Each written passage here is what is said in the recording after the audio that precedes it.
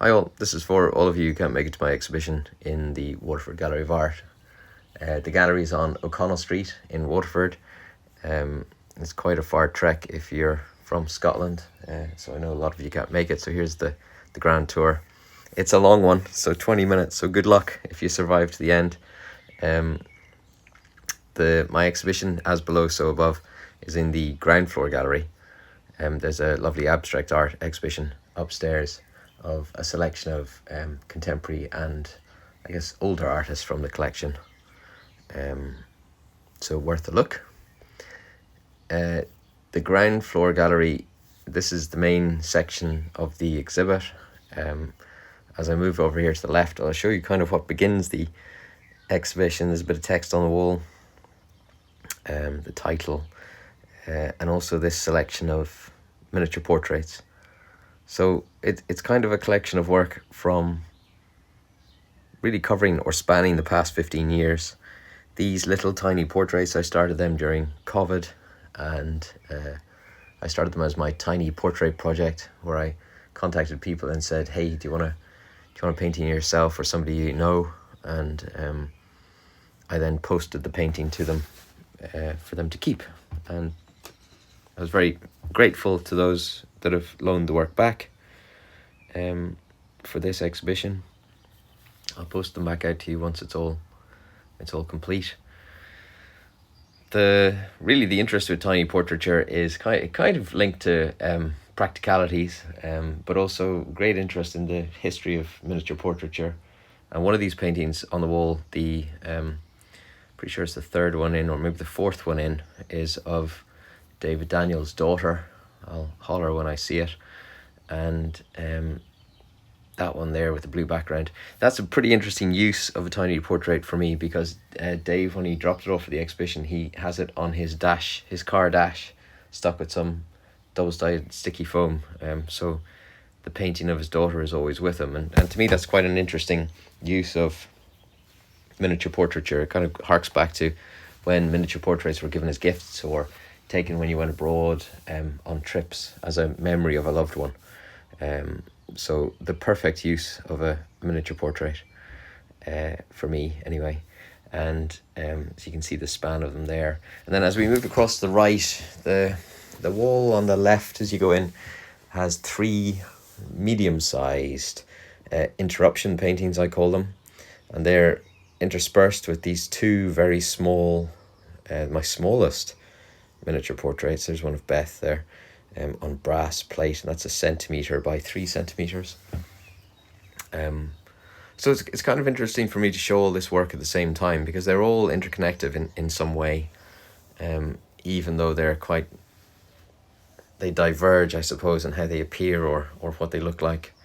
That central painting there is a interesting one for me. That's called Desire Paths, and that was painted. It was started during lockdown, and really painted as a series of interruptions. And the Kickstarter for that one was a plane went overhead, a Eurofighter went overhead, and it cracked through the sky, so it created this sonic boom. That's the sonic boom there in the middle. I tried to paint it, and then it's got all this other stuff going on, these sort of memories and thoughts and animals and creatures, and helicopters and all sorts of things, really. So it's kind of a compression of a spanning of 5 years of painting and 5 years of thought into one painting. So it's kind of kitchen sinked, I suppose, but that's what I see with the interruption paintings. And then as you move along, you move into another teeny tiny portrait, and that was actually shown at the National Gallery of Ireland in 2024 as part of the AIB Portrait Prize, so I was grateful for that.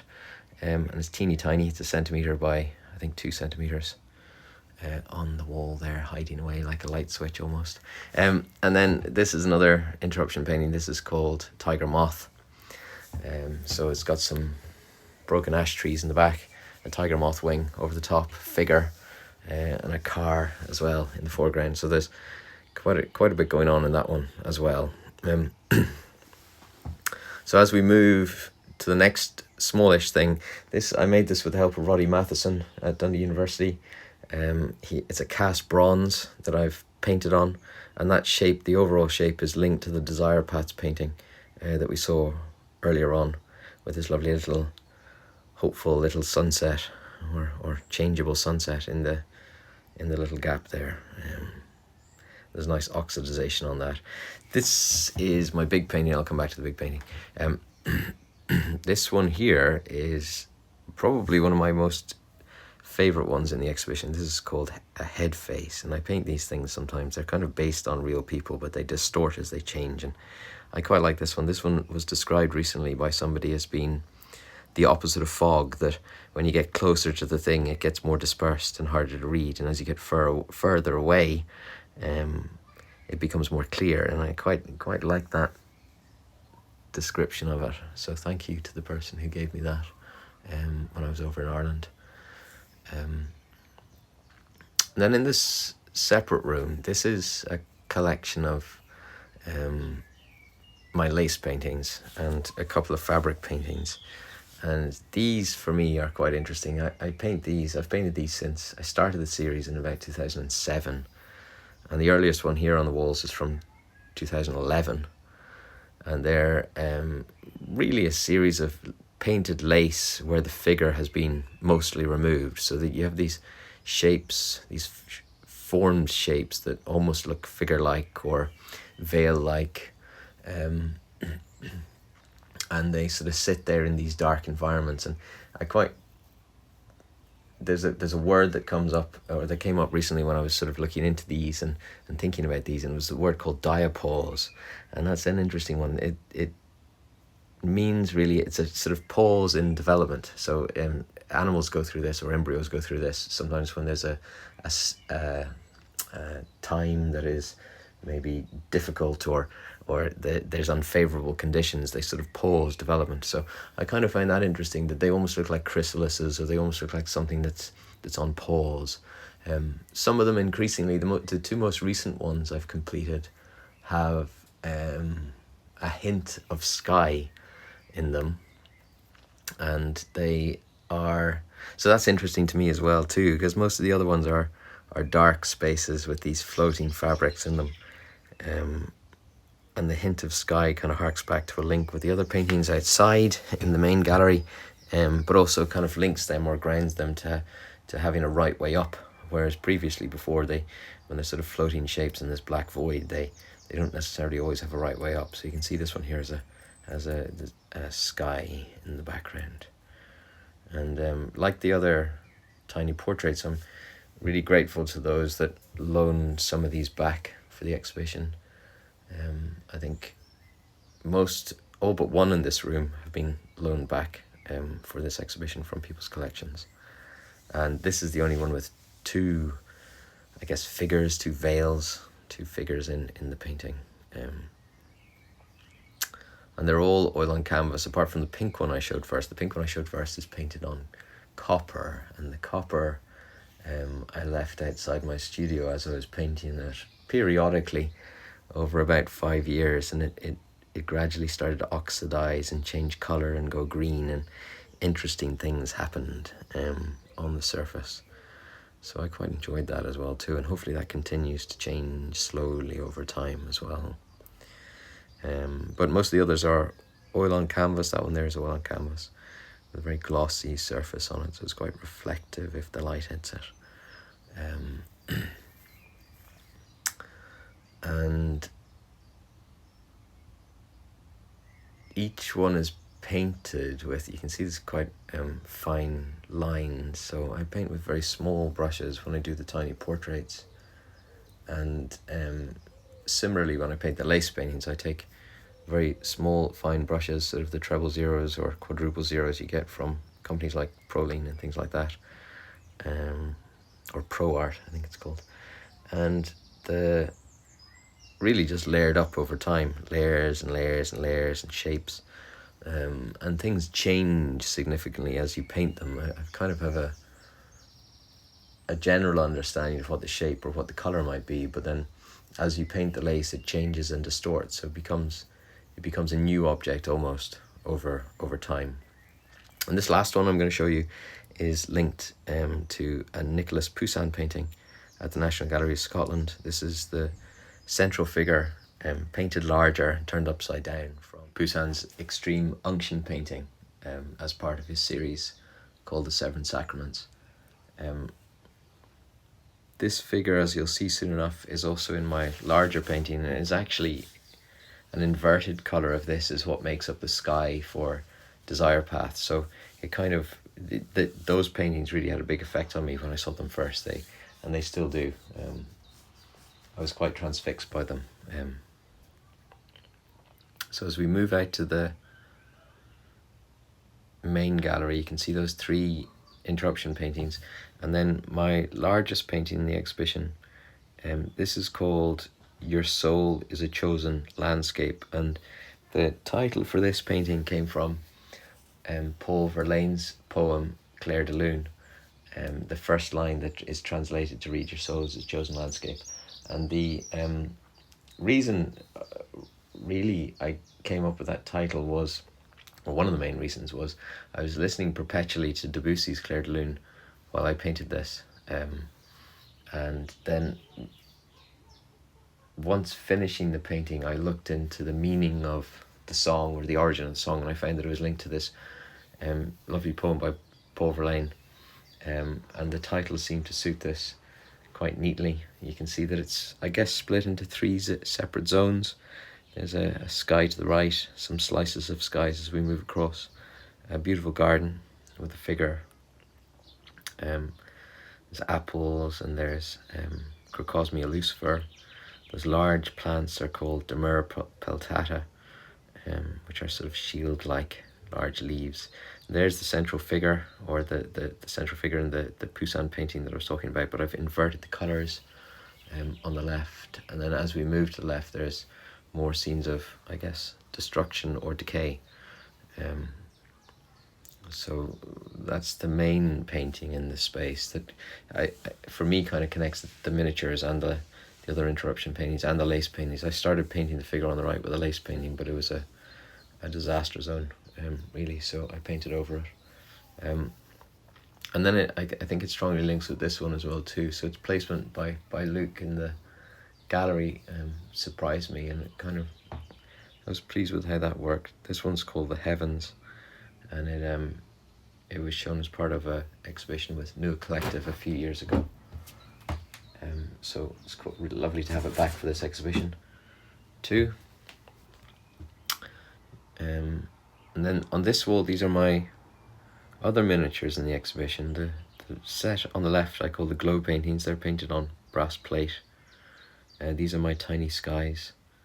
There's 121 tiny skies. And then on the right, these small selection are my atrocity paintings. So I showed these all as part of a smaller selection of them as part of a Nomas collection, Nomas exhibition in Dundee in the window, thanks to Collie McCulloch. And I titled them under the general title of the 3 certainties. So the left-hand ones, the brass paintings, the glow paintings are essentially, for me anyway, they represent hope, and the sky paintings represent flux or change, and the atrocity paintings war. And really that sort of fell under not the 3 certainties, but a selection of 3 certainties. And the atrocity paintings I've donated to the collection at the Waterford Gallery of Art, along with a tiny sky and 2 of the glow paintings. So they'll exist together in their collection, which I'm very pleased about. These skies are generally painted from my view from my studio here in Fife, northeast Fife, looking across the Tay estuary. So these ever-changing skies on these oddly shaped brass and copper, and occasionally there's one silver plate. That tiny one top left is a little silver plate that a jewellery student gave me when she graduated, so it was very kind of her. So yeah, they're all oil paint on brass plate, and there's 121 of them, I believe. And there's a tiny cat in there somewhere. I don't know if you spotted that.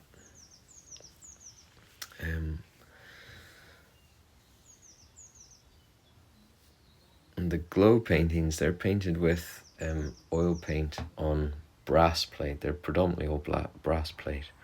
But as you walk past them, the way I've painted it and exposed the brass in certain areas, it sort of shimmers on the horizon for us. So there's this sort of glow on the horizon.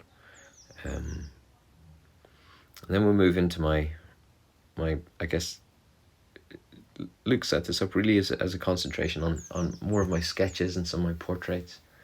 On that wall there, I've got two portraits really. One of them is a head face. A little dark one is a head face, so not really based on anyone in particular. This sort of painted face,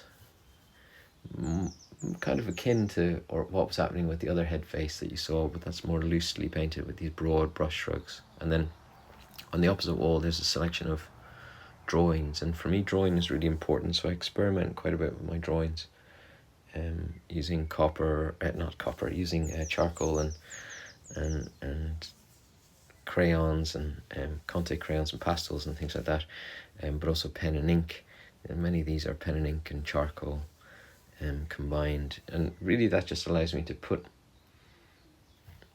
ideas down or draw things that I'm interested in, sometimes quite quickly. So these are usually all done in one sitting, and they kind of help me make sense of my paintings, I think, or keep me entertained if I'm doing lots of complex detailed paintings. It's a nice diversion to sometimes do a drawing instead. And this painting for me as well is probably more like a drawing. It's much more loose than my other works. The one that's next to it of Beth is a very detailed painting, and I quite like moving between the two, or the many methods. I think I get frustrated if I paint in one way at any one time. I get a bit fed up with it. So I'm quite pleased and very grateful to show this work at the Waterford Gallery of Art, given that it's an array of my work over the last 15 years, and it's not just one method or one way of working as such. And this one here, this is Rory. I studied with Rory in Waterford when I was in the portfolio course. This is a loosely painted painting using palette knife, which was quite enjoyable to do. He's a good guy. And then back out to the main room. There's just two more cloud paintings. I think I show you them there. Two more cloud paintings just on the wall. And I've started painting some larger clouds, just really as experiments. I really enjoy painting the miniature clouds, and these are a different challenge. They're kind of like portraits of clouds. I see them as they have an attitude themselves. So that's kind of it. That's the space. That's the exhibition. I hope you get to see it, and if you can't, I hope you've survived for this long on my little video tour. It's on until June 20th this year, so there's still plenty of time to see it. And I'm very, very pleased that they're all on the wall there, back in my hometown of Waterford. So, thanks. I'll leave this just play.